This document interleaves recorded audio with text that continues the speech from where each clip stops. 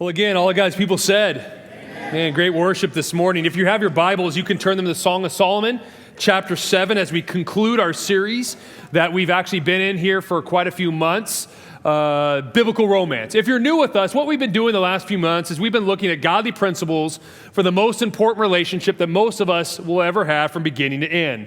This book, Song of Solomon, is this tiny little book in our Old Testament, and it's a snapshot of what this relationship should look like ideally. And so it's kind of the perfection of the relationship, meaning we all fall short here and there along the way. But we've been looking at it from beginning to end, beginning being what we are to be appropriately attracted to, understanding its godly character above all else. Even before you invest, before you start to date, discover if they have that kind of character, then begin to invest in dating and courtship. And then we've been looking at biblical principles for a godly marriage. Now, as we dealt with the difficult issue of conflict last week, we talked about the idea that it's through conflict that we can then go to the deeper levels of intimacy that I really do believe that most of us really want to experience. So today we're going to be looking at how can we then intentionally live in such a way with our spouse that we can take this thing called marriage that almost always begins with excitement, passion, zeal, and romance, and continue to grow it from there so it gets better and better and better. Because in our culture today, it's kind of sad, but it's, I think, true. A lot of people think of the wedding day as the top of the mountain, and then after the wedding day, we go down a mountain afterwards. And really, a successful marriage is the one that goes down the mountain a little slower than the rest. But that's not really what it is.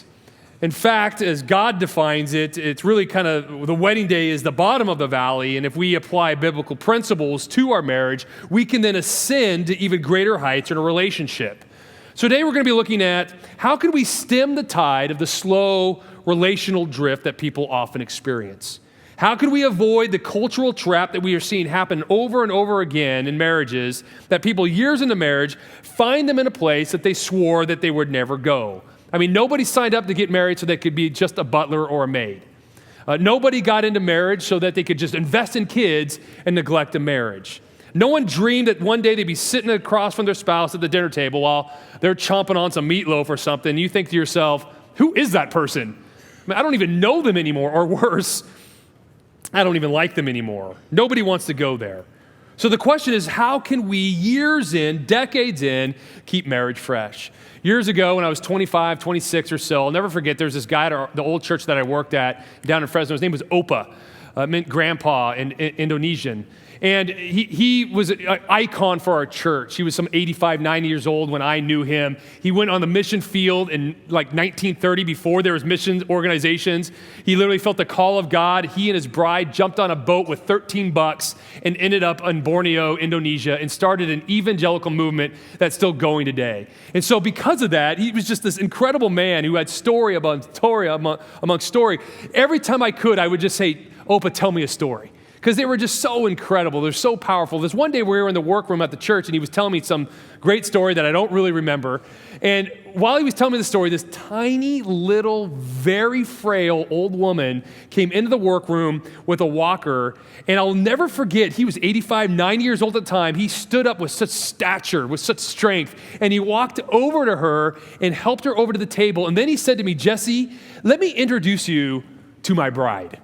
I'll never forget that. I mean, 60 plus years into marriage, she's still his bride. It impacted me so much that even today, 17 years in, when I write Holly a card or a note, it's very common, almost always, I started off by saying my bride, to remind myself, but more importantly her, that she's still my bride, that even 17 years, the newness, excitement, romance is still there for me. I've had a few people say, Jesse, man, you're so lucky. And what I really want to say is, yes, I am very lucky that Holly chose me. I do agree. I married way up. But with that said, the relationship that we're experiencing 17 years in isn't luck. It's because even before marriage, we were applying biblical principles to our lives. And then since then, we have been active and intentional in doing so that we can experience what we are experiencing today. So with that said, this morning, we're going to be looking at how this couple in Song of Solomon, how they deepen their marriage to the end. We'll see how they can intentionally take their marriage that was very good anyways and make it better and better over time. This couple, when we meet them here, they've been married for a while. They've been doing life together. They've experienced great passion, but as we saw last week, they also experienced great conflict. And that brings us to chapter 7 and 8. If you were with us the night or the morning that we looked at their wedding night, the passage that we're looking at today, describing their relationship decades in, is intentionally noticeably similar, but also different. On his wedding night, this guy describes the beauty of his wife from head to toe. Here we are now, years later, when she doesn't feel quite as shapely as she used to. He gets tired, bending over and tying his sandals. The description of her today is now from her feet to her head. What we're going to see in this chapters is chapter 7, verse 1 through 9. What we're going to see is a description of how awesome their marriage is decades in. We're going to see that it's fresh, it's exciting, it's exhilarating, it's creative, it's romantic. But the verses afterwards, we're going to see why. We're going to see some things that they do intentionally to make it that way. So let's see how awesome this marriage is. Verse 1, he says, "How beautiful your sandaled feet." Again, right off the bat, you see the difference. On his wedding night, he describes her from head to toe, and he does stop along the way and pinpoint some things a guy is going to notice on his wedding night, and here he's going from feet to head. And I know what some of you are thinking. Some of you men are thinking, hey, listen, 40 years in, I'm hoping her feet are not her most exciting feature. The point is all these years in, this man is seeing now all of his wife. He's seeing things in his wife that he never saw before. It isn't just a physical issue. He's been able to, through the years, to discover parts of his wife that he didn't know exist, or maybe he missed when they were first married. There's still a beauty in her to him that is fresh.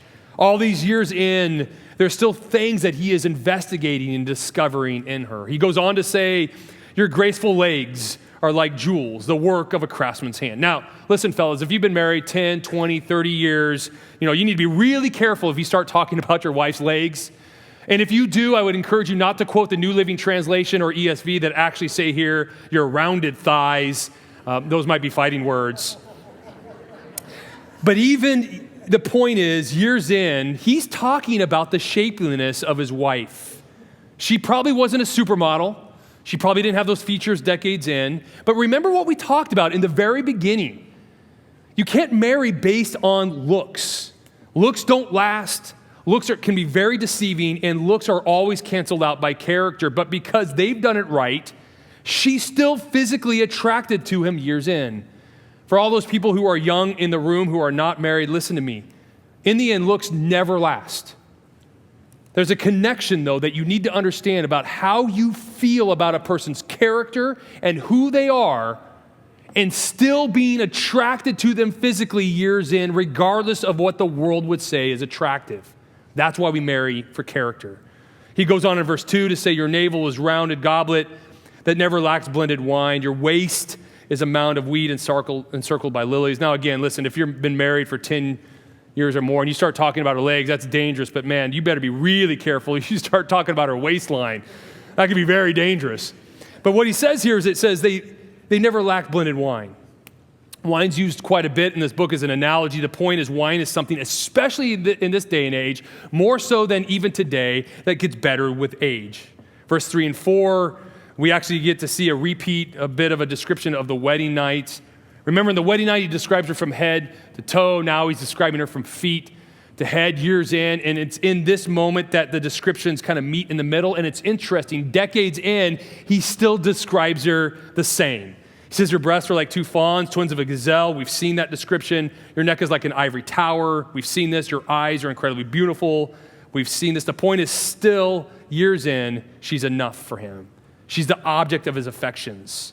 At the end of verse 4, he then says so romantically, your nose is like a tower of Lebanon, looking down on Damascus. What every woman wants to hear.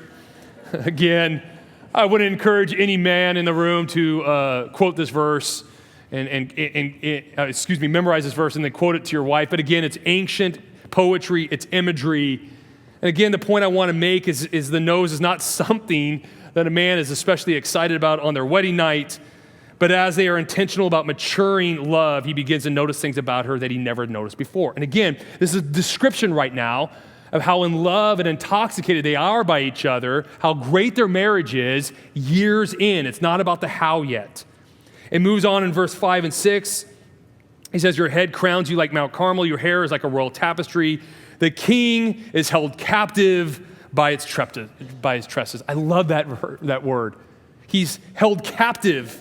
Here we are years into this thing, and he's still held captive by her. There's a deep sense of connection. Verse 7 and 8, he moves on. Your stature like that of a palm, and your breasts like clusters of fruit. I said, I will climb that palm tree, and I will take hold of its fruit. What do you think he means there? It means exactly what you think it means. I will add no additional commentary. But I guess I love this. I love the fact that this is here because it just flies into the cultural misnomer that this kind of expression of our sexuality is only for the young. No, years into this marriage, because of their intentionality, because of their maturity, because they've been attracted to the right things that never do go away, character, their love has grown, and they can still go there. And then verse 9, kind of the ending of the description. If you have an NIV, you'll see this verse is split. He first talks again about their love. He says, your mouth is like the best wine. It's incredible. And then she steps in and interrupts in the second part and says, may the wine go straight to my lover, flowing gently over lips and teeth. And what she says here is, that's right, our love is still intoxicating. It goes down smooth. It's not bitter. There's not a bite to it. It's not just wine. Our relationship is like good wine. Now, that's a description of their relationship. Sounds great. I know there's a lot of people in this room that have maybe been married for 20, 30, 40 years. I don't know how long you've been married, but many people would love a relationship like this all the way. But for some, it might be a little unrealistic. So in verse 10 and following, we're going to see some things that they practically do, because it doesn't just happen. It isn't an accident. They're not lucky. They're intentional, some things that they do that allow them to continue to deepen. She says to him, I belong to my lover, and his desire is for me. Two words here that are very powerful and connected, belong and desire. She says, I belong to him. Now, this is the state, this is the attitude in which all of us, men and women alike, should view ourselves in marriage. This attitude will develop a lasting love. A few weeks back, we discussed roles in marriage. And really, in the end, as we talked about different roles, the major point was it doesn't matter if you're a husband or wife, we exist to serve our spouse. We, because we want to obey God, put our spouse ahead of ourselves. The point is that lasting love, maturing love, growing love comes from obeying Christ and adopting this attitude. That you belong to your spouse. You are putting them ahead of yourself. You serve them. And this attitude, if you adopt it, it will impact every decision you make. It will impact every word you say. And it's in the end from this attitude that marriage deepens. But then look what she says about him. Because she belongs to him, she's obeyed Christ. She says, his desire is for me. That word desire there is a very unique Hebrew word. Very strong Hebrew word. In fact, it's only used 3 times in the entire Bible. The first one is in Genesis 3:16. Because of the sin that's entered into the world, God gives a curse to the woman, and he says, your desire will be for your husband. Many have assumed that this is a sexual in nature. It's a poor interpretation. The point there is because of sin and it's entered the world, the desire of women will continually try to step in to the husband's role and vice versa. It's a strong desire. The same word is used later in Genesis 4 when Cain kills his brother. And God says to him, listen, sin is crouching at your door. Its desire is for you.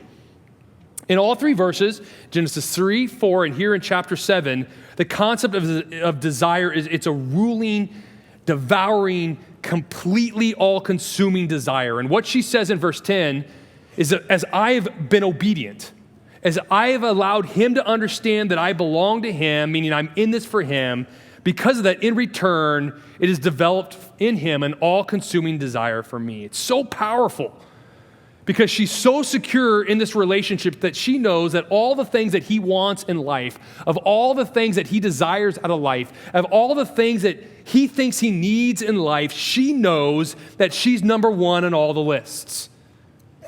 She knows that he is not more consumed with his job, golf game, sports team, car, whatever. She's on top. And what's key is she's the one saying it.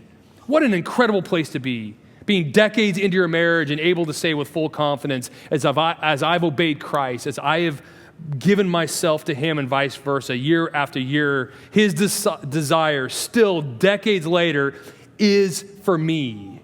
I'm still all that he ever wants. And this comes, the action step is submitting yourself to Christ and playing the roles that God's called us to play. Another powerful principle of deepening is in 11 through 13. She initiates a rendezvous. For both men and women, this is an important point. She says this, "Come, my lover, let us go to the countryside. Let's get away, just the two of us. Let us spend the night in the village. Let us go early to the vineyards to see if they've budded, the blossoms, if the pomegranates are in bloom. There I will give you my love." Now, if you were here on the wedding night day, we talked about the uniqueness of that word love in Hebrew. It's used just a very few times. It's the word dod. It's sexual in nature. It's kind of like the Greek word eros that we get the word erotic from. And I love this. Years into marriage, she's saying, I want to go there with you. That there still is a passionate, burning love for one another. But the point I want you to catch here is not that. What I want you to see is that for both men and women, there is initiation to spend time with one another. When we live this life and things get crazy and slowly but surely we're not spending time together, number one, we will not deepen in our relationship. Number two, it won't happen on accident. You have to be intentional. And then thirdly, if you're not getting time together and you don't initiate getting time together, what it communicates is you're okay with that. It communicates you don't miss them. And an action like this, just simply stepping in and saying, hey, let's get some time together. Let's go to the coast, just the two of us. Let's get away. It speaks very loudly, especially men to women. It screams out to our wives, I love you. I don't like it when we're not getting time together. I miss you. I want to deepen this love. Then another powerful deepening principle is in verse 13. She says this, the mandrakes send out their fragrance, and at the door is every delicacy, both old and new. I have stored them up for my lover. The key here is both new and old. Old would represent the history of their relationship, the memories that they've shared, reflections that they've had, traditions that they've created, where there's a sense of comfort. We've been here before. This is who we are. These things are good. These are the things that are incredible blessings to our intimacy, and through the years are things that we look forward to, and they no doubt are part of our deepening. Things like every anniversary, it's our tradition. We do this. It's something that we look forward to, and it's a blessing. And that's good. But it can't just be the old. We always have to introduce the new. You see, when we defer only to the old, we do so because it's safe, it's familiar, comfortable, easy, takes less effort, planning, time. It's still very healthy, it's good for lasting deepening, but by itself, our relationship will die. Every relationship still needs the new. The new is the idea of spontaneity, creativity, fresh discoveries, continual pursuit of one another. And what she's saying here is, hey, bud, I got some sweet delicacies for us. Some of them are old traditions, things that we love, things that we've built this love upon, but hey, we're going to push forward into the future with creativity, excitement, and romance. It flies in the face of our cultural patterns that we've heard. Cultural patterns that, you get married and 3 years in, it gets a little stale. 7 years in, you get the itch. If you make it past 10, many are saying, well, I'm just doing it for the kids. It's really kind of sad what's happening in our culture. There's this new phenomenon, this new movement where many couples that are 20, 30 years into marriage, kind of like that point where you think, hey, we finally made it, but they are divorcing at the highest rate in the history of the world. What's happening? Well, what's happening is so many of these marriages have focused on nothing but the kids. Guess what happens at some point in time? The kids leave. Now, some of you are like, I sure hope they would. You got like a 35-year-old kid at home. But usually, they leave. And the next thing you know, you're throwing a party because you have the house to yourself, you have more time, and then one night you're looking at each other over dinner and you're kind of like, I don't even know who that person is. Listen, God wants you, while you raise the kids, to have a great, romantic, sexy marriage. In fact, it's actually best for the kids. Even when we're overwhelmed with busyness, we can't allow our marriages to get stale, boring, totally predictable. It can't just be the old. We have to also bring into the new. And men in the room, listen, fair or not, a large part of this depends on us. 99% of women would say that they want to still be pursued in marriage. They still want to be romanticized. They crave it even if we don't anymore. It's common for men really to go all out in the dating process. When we're dating a girl or going after a girl, man, we are so creative, spontaneous, we're romantic. Then we get married in 5, 6, 7 years in. We're like, what do you want, man? I tell you I love you every day. And then we become a relationship oaf, and she's like, wants to answer that question, but I want the guy I dated. The guy that was constantly being new and romantic. We often stop asking them questions about who they are, what they're thinking. We no longer try to discover who she is. The newness wears off, so we go after other pursuits, a car, career, sport, whatever. She then disconnects and does the same thing, dives into something else. And so then the slow erosion begins. Men in the room, God has called you to be faithful to your wife, but that doesn't just mean don't cheat on them. It also means that we as men are to faithfully, to the end, creatively, romantically pursue that woman. It will change the whole atmosphere of your marriage. Women will respond. We're going to kind of blaze through chapter 8, verse 1 through 3. She says, if only you were to me like a brother who nursed at my mother's breast, then I would have found you outside. I would kiss you and no one would despise me. Now that's a weird verse, I know, really strange. What she's saying there, in this day and age, there was no affection to be shown between man and woman, marriage. She's saying, if you were my brother, I could put my arm around you in public and no one would care. What she's saying is, I'm so overwhelmed by love with you, I want to show it even publicly. And then he probably appropriately says, once again, daughters of Jerusalem, I charge you, do not arouse or awaken love until it so desires. We've heard this before. He said it quite a few times to her as she continually gives some sexual advances. But this time he's saying, baby, come on, man, we're in public. Can't we wait till we get home? But listen, these kind of things keep things new. They keep things fresh. I mean, ladies in the room, when was the last time you were out to dinner, just the two of you, and you said something to him, and whispered in his ear, or gave him a look, or maybe reached under the table and gave him a little squeeze of the knee that made him go, check? I mean, when was the last time that happened? Guys in the room, when was the last time you just showed up with some flowers to work or at home or wherever she might be? And it wasn't because it was an anniversary, Valentine's Day, or birthday. It was just out of nowhere, just to simply say, baby, I'm still in love with you. You still do it for me, both old and new. It makes the intimacy exciting, one that deepens. Verse 6, she says, place like a seal over your heart, like a seal on your arm, for love is as strong as death. She's saying, like a tattoo or death, I want this to be permanent and enduring. Verse 7, many waters cannot quench love, rivers cannot wash it away. If one were to give all the wealth of the house for love, it wouldn't be utterly scorned. Again, it's kind of what I've been saying from the beginning. She says, we're not here because of luck. She's saying we worked for this. You can't buy it, you can't bottle it, can't find it on eBay. This relationship is intoxicating, and I want to continue to work on this the rest of our lives. Verse 8 through 10, she expresses we did it right from the beginning, and that's why we're experiencing these blessings. Then it ends in verse 13 and 14. He calls out to her, you dwell in the gardens with friends and attendants, let me hear your voice. And then she responds, come away with me, my lover, and be like a gazelle or like a young stag on the spice-laden mountains. Now, we've talked about this before. I don't know if there's a guy in this room that doesn't want 30, 40 years into marriage, his wife to respond in this way. But again, as I said that day that we addressed this, if you weren't here, this kind of response from a woman is earned. It's not a right. It's not a privilege. This guy has earned this passion from her because of his long-term intentional investment, long-term pursuit, spontaneity, creativity, and romance. Can a marriage get better over time? Absolutely.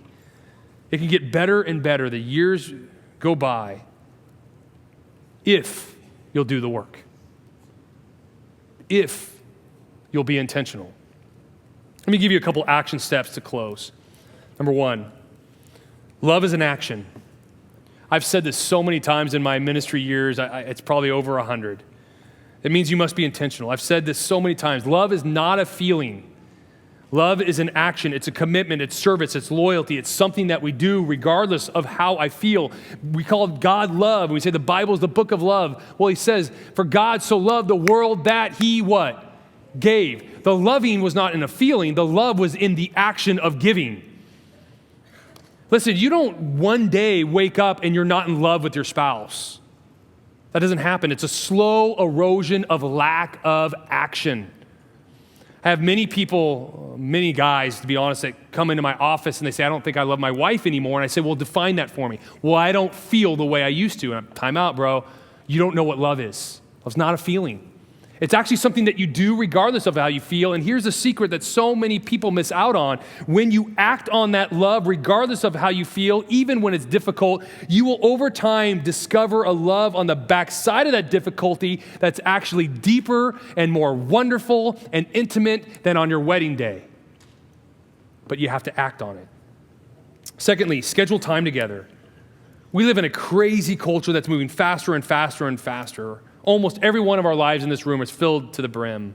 We get busier and busier. And if you think getting time together is just going to happen naturally because you're married or you live in the same house, it's a pipe dream.